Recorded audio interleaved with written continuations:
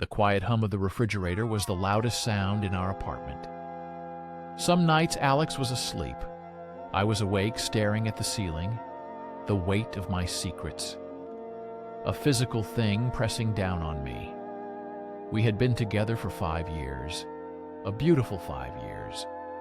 I thought then it slowly changed, or maybe I changed, or we both did a slow drift. A silent, unacknowledged separation of souls. It was never dramatic. No big fights, no shouting matches, just a gradual cooling, a gentle fading of warmth. We stopped talking, really talking about our dreams, our fears, our day. He would ask, "How was your day?" And I would say, "Fine," and he would say same, and that was it.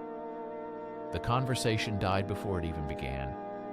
I felt invisible, unheard. Our intimacy dwindled too. A routine, a habit, not a spark. I told myself it was normal for long-term relationships, that the initial fire naturally subsides. But deep down, a part of me yearned for something more, something alive, something electric. Then Mark entered my life. He was a new project manager at work, full of energy, a contagious laugh, a way of looking at you that made you feel seen, truly seen. It started innocently enough work discussions, late-night emails about a problem, a shared joke over coffee in the break room. He listened when I talked about my frustrations, my aspirations, things I had stopped sharing with Alex.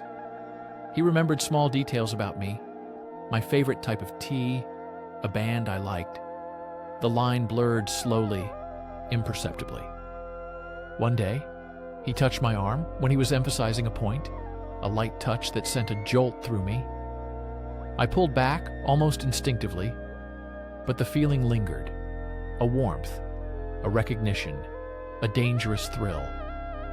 A few weeks later, we were out with colleagues after work. The conversation flowed easily, a little too easily for just colleagues. He walked me to my car, the night air cool against my skin. He stopped me before I opened the door, his hand on my arm again. His eyes held mine. A question, an invitation. I leaned in. He leaned in. Our lips met.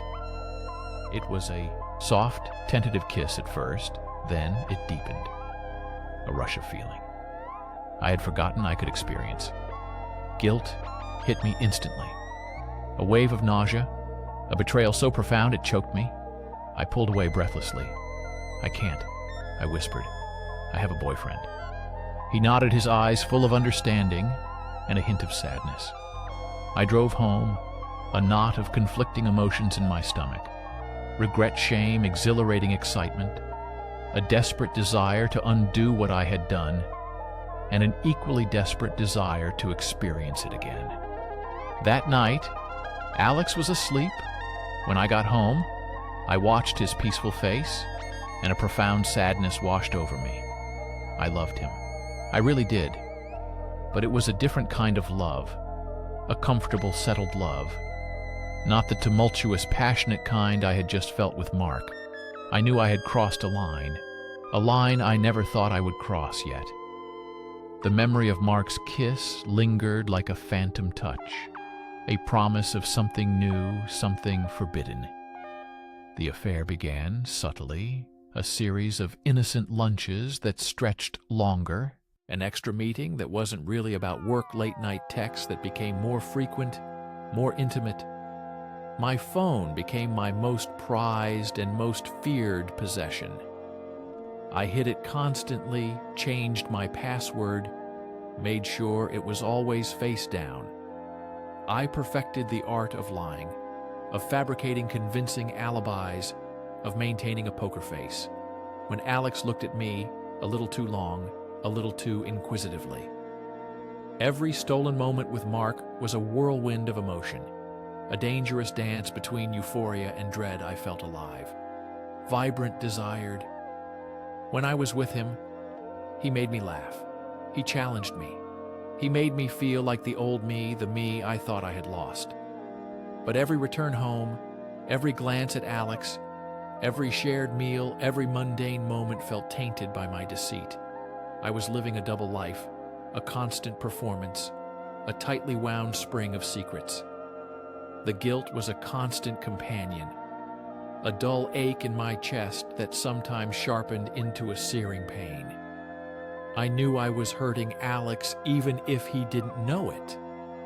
Yet I was destroying something precious, something we had built together over years of shared memories and dreams. I told myself it would stop, I would end it, I would choose Alex, our life, our future. But I never did. The lure of Mark, the thrill of the forbidden, was too strong, too addictive. Alex started to notice small things. He would ask why I was so distracted, why I was always on my phone, why I seemed so distant. I would brush him off with excuses, work, stress, a headache, a bad day. He looked at me with concern, sometimes with a flicker of hurt in his eyes, and my heart would clench. I hated myself for what I was doing to him, to us, but I felt powerless to stop the momentum I had created. The climax came on a Tuesday evening, a perfectly ordinary Tuesday. Alex was home early. He was making dinner. I was on the sofa pretending to read a book while secretly texting Mark. We were planning our next stolen hour, a coffee shop downtown. I laughed at something Mark wrote, a private joke that only we understood. Alex walked in from the kitchen holding a bowl of pasta. He saw me. He saw the phone. He saw the smile on my face, a smile he hadn't seen directed at him in a long time. He put the bowl down slowly, a soft clatter on the coffee table. He looked at me, his eyes narrowing, a cold, hard look I had never seen before. "Who is that?" he asked, his voice dangerously quiet. I stammered, "A colleague, just a work thing." He didn't believe me. The smile was too bright, the blush on my cheeks too obvious. He picked up my phone before I could react. I tried to grab it back, but he held it firmly. His fingers moved swiftly across the screen. He knew my passcode. Somehow he had memorized my fingerprint. I watched in horror as his eyes scanned the messages, the intimate words, the plans, the unmistakable evidence of my betrayal. His face drained of color, a pale mask of shock and pain. He looked up at me, his eyes now swimming with tears, a raw anguish I will never forget. "How could you?" he whispered, his voice breaking. "How could you do this to us?" A carefully constructed world shattered in that instant. All the lies, all the deceit, all the stolen moments came crashing down around me. I felt a profound, sickening emptiness. I had been caught. The game was over. I tried to explain, to apologize, to beg for forgiveness. But the words caught in my throat. They felt hollow, meaningless, inadequate against the devastation in his eyes. He didn't yell, he didn't scream, he just looked at me with such profound disappointment, such utter heartbreak that it was worse than any anger he could have unleashed. He shook his head slowly, a tear tracing a path down his cheek. "I can't," he said. "I can't look at you." He turned and walked away. I heard him packing a bag, his movements slow, deliberate, each sound, a nail in the coffin of our relationship. I sat there numb, paralyzed by the weight of my actions. He left that night, the door closing with a soft thud that echoed through the now silent apartment, and through my soul. I was alone, truly alone. Mark called later that night, a series of texts wondering why I had gone silent. I told him it was over, that Alex knew. He sent a sympathetic message, a vague apology, but there was no real comfort there, no solution, no way out. I had destroyed my life, my relationship, my home for fleeting moments of excitement and attention. The following weeks were a blur of grief and regret.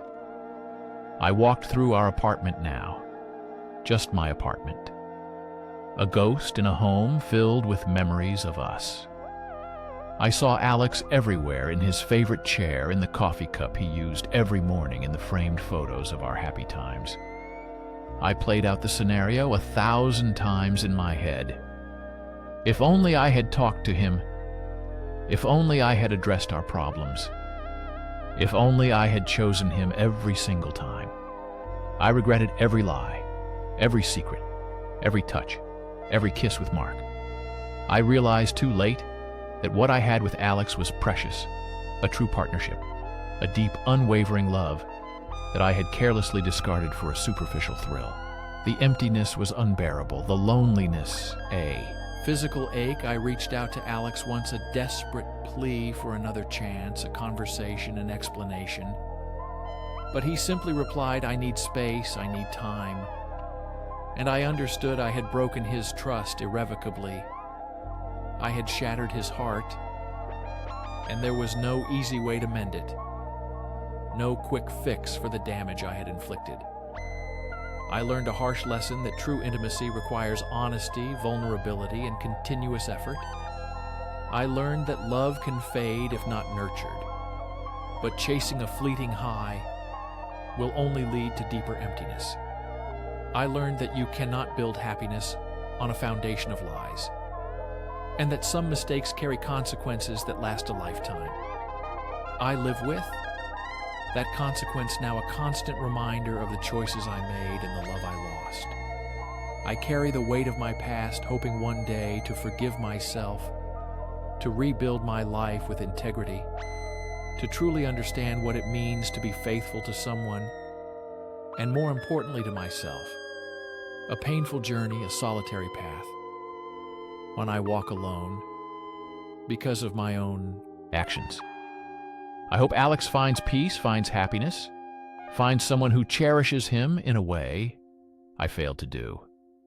And I hope one day I can find it for myself, a quiet peace earned through remorse and change and true understanding of the love that was and the person I want to be and the person I must become, a person worthy of trust, worthy of love, worthy of a future that is built on truth, not deceit,